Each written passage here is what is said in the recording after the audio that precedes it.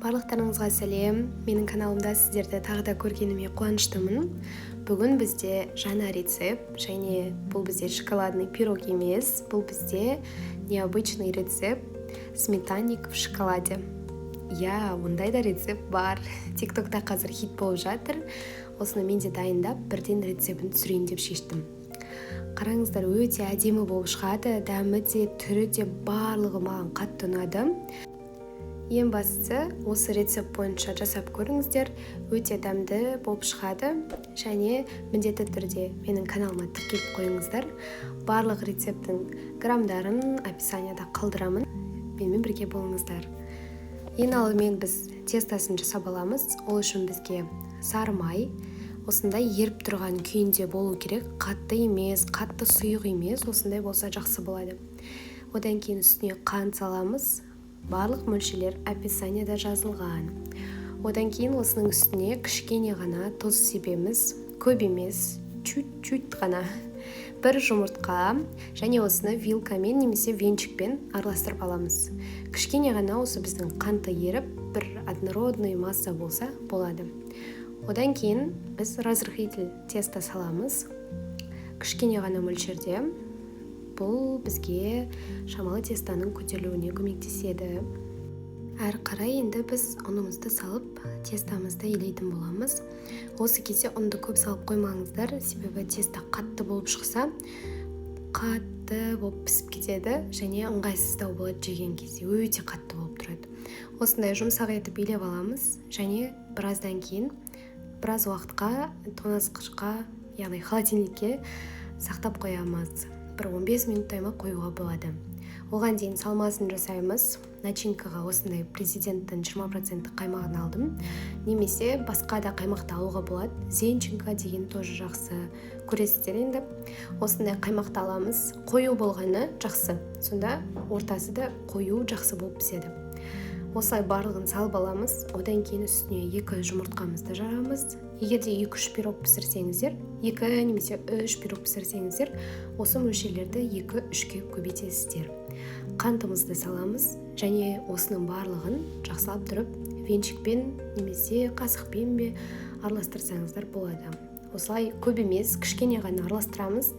Осы массалардың барлығын бір жақсы қылдырып біріктірсек жеткілікті. Мінекей, видеода көріп тұрғандарыңыздай кішкене ғана араластырдым. Одан кейін осындай біздің массамыз шықты. Қою болып шығады. Ал енді дайындауға кірсек, менде осындай 2 форма бар. Бірінші осындай жан-жақтары ирек, осындай әдемі форма бар. Негізі бұл формада өте күшті шығады. Бұны қонақтарға, сондай сияқты маңызды нәрселерде қолданған жақсы. Немесе осындай менде форма бар. Бұл торттарға да болады, чизкейк сияқтыларға жақсы болады. Бүгін осы формамен пісіретін боламын. Себебі бүгін как чизкейк сияқты жасаймыз. Ол үшін бірінші тестамызды 2-ге бөліп аламыз. Себебі біреуімен астын жасаймыз, біреуімен біз жан-жақтарын бортики дейді. Осы бортикиді жасаймыз. Ал ең бірінші астын жасаған кезде әртүрлі оқтаумен де қолдансаңыздар болады, не болмаса бірден формаға салып, қолмен басып жасауға да болады.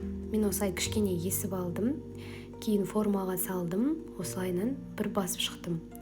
Енді қазір жандарын жасаймыз. Бортиктарын жасаған кезде мен осылай жасаймын, кішкене бөліктерін алып, осындай формасын жасаймын, яғни жанын. Кейін осының барлығын қатар-қатар қойып шығам. Бірақ ең бастысы бұл жерде сіздер осының барлығын қойған кезде бір-бірімен жақсы біріктіру керексіздер. Асты мен бортиктардың арасында орын қалып қоймау керек. Әйтпесе пирог піскен кезде сіздерге ыңғайсыз болады. Ол үзіліп қалады немесе сынып қалады. Осылай барлығын жасап шығамыз. Мінекей, менде дайын болды. Енді қасықпен жан-жағын түзетіп шығамыз.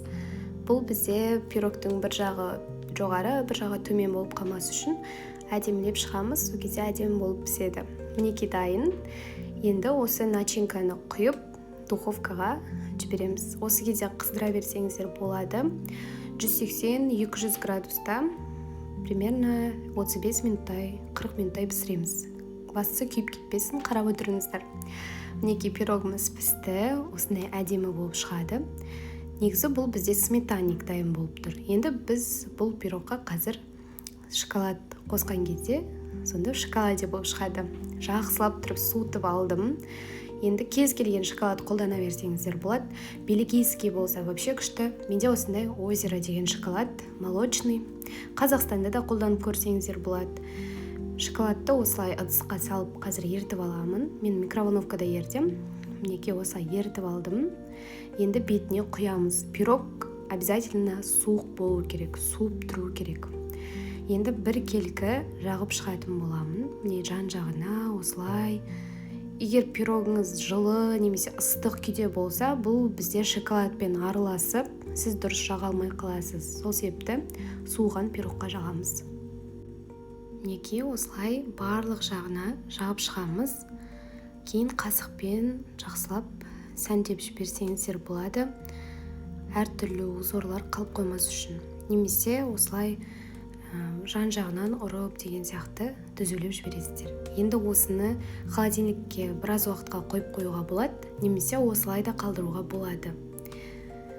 Мен біраз уақыт осы бөлмеде қалдырдым, холодильникке қоймадым. Бірақ сонда да жақсы шыққан сияқты қазір көреміз. Мінекей формадан босатып жатырмын. Қараңыздар, осы форманың жақсы жері осылай оңай босайды. Мінекей, бұл жерде менің шоколадым толық қатқан жоқ. Мен әдейі осылай қалдырдым. Енді кесіп көрейік. Міне пышақпен кесіп жатқан кезде де көрініп тұр, шоколад толық қатпаған. Осылай кесеміз. Қатты қатырып жіберсеңіздер, кескен кезде сынып қалады шоколад. Сол себепті орташа жасасаңыздар болады. Осылай жақсылап тұрып кесеміз. Өте әдемі шыққан сияқты. Мінекей, ішін қараңыздар, ортасы, яғни мына шоколад үстіндегі начинкамен араласып, өте әдемі түр беріп тұр. Дәмі өте күшті болып шықты. Негізі маған қатты ұнады. Шоколад және мына сметананың массасы өте күшті дәм болып тұр. Әдемі үйлесіп тұр. Сіздер жасап көріңіздер, каналға тіркеліп қойыңыздар.